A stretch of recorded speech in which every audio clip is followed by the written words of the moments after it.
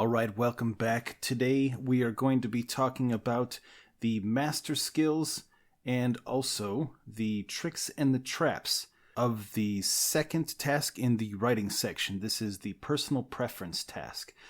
Okay, so this is the last task in the entire exam. And as I've mentioned in the previous videos, and as you already know by reading the previous pages, this task is basically just the written version of the personal preference task in the speaking section. So the strategy that we're going to go through here is very similar. There are some slight differences, mostly because of the fact that you're going to be writing and you'll have a lot more time to do it. So let's just go over those quickly. So first of all, the tricks, there aren't any. And if you're watching this video, this is the first video that you've seen of this series, then what I mean by tricks are those things that the makers of the exam do to try to trick you, and these tricks are essentially ways of testing your level of comprehension.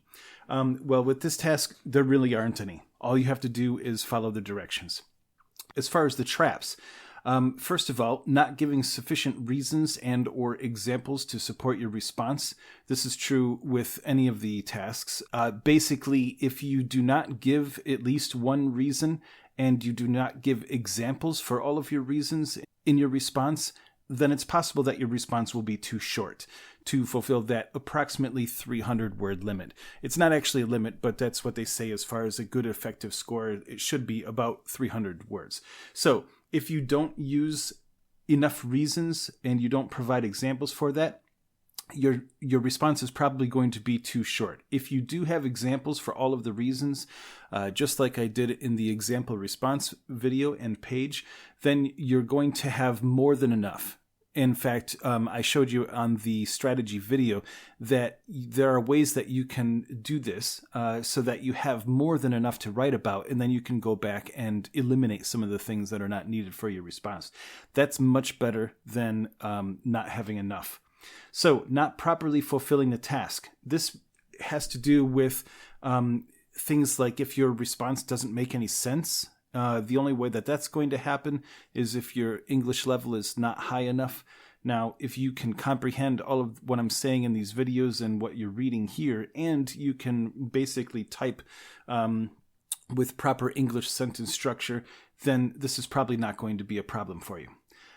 So not developing the reasons for your choice. So if you basically just state what your preference is and you don't say why, well, not only is your response going to be too short, but it's not going to fulfill the task.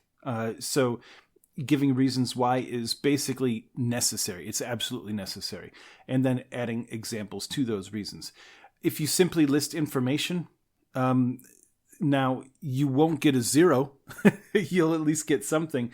But this is, if you just start talking about all the different reasons why you would choose one choice, but you don't really explain any of those reasons, you're just giving lots of information, it's not going to get a very good score. You'll get more than a 0, but you won't get a very good score. However, these things right here, I'm not worried about any of the people that are taking the TOEFL Excellence course having to worry about this, but it is something that you should be aware of, and that's why it's in this course.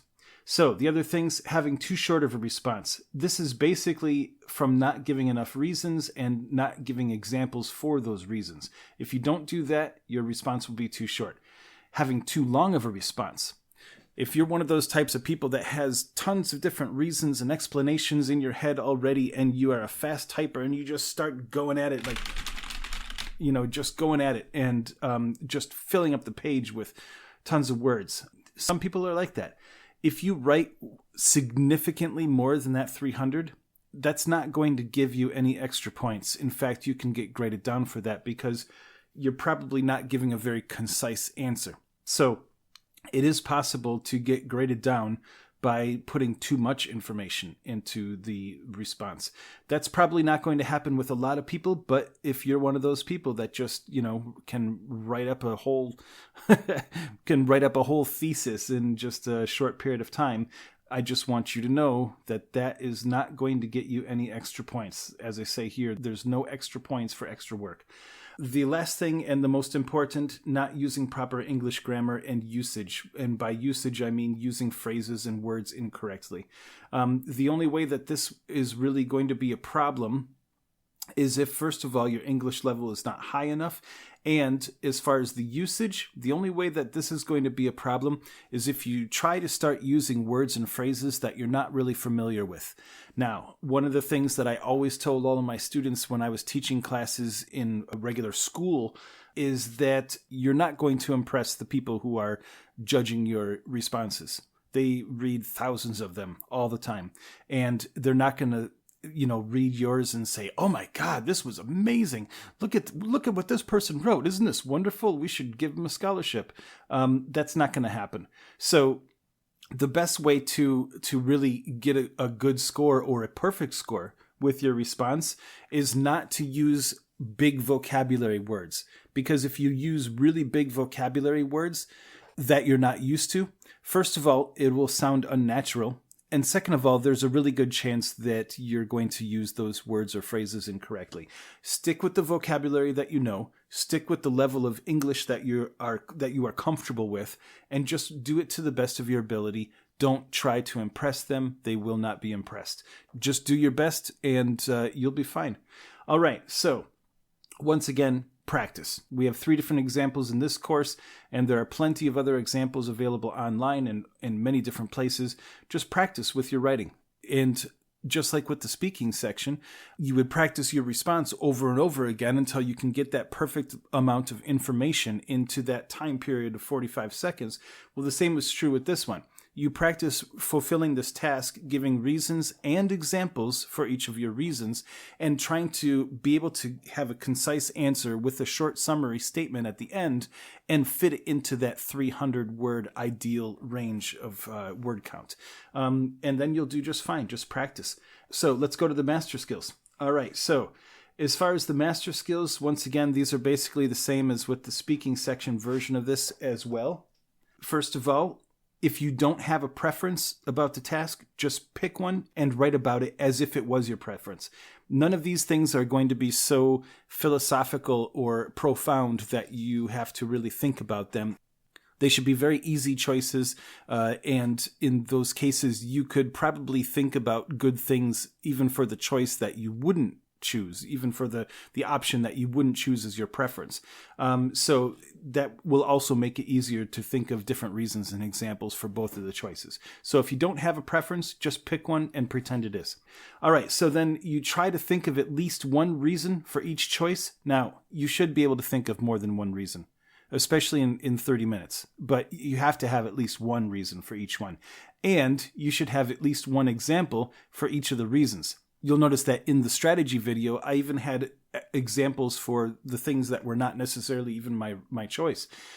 So examples is the key to success with this task. And that's what I was saying down here. Examples.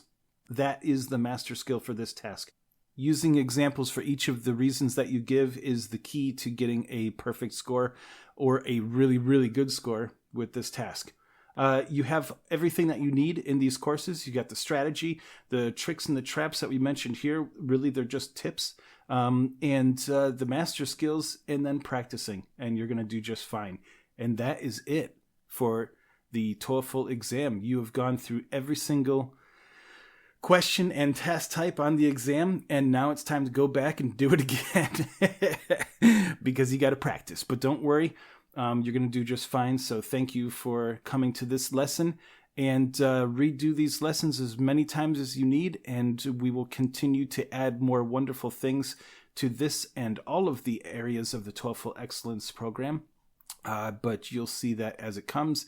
And thank you for stopping by. And well, I guess we'll see you again when you play this video again.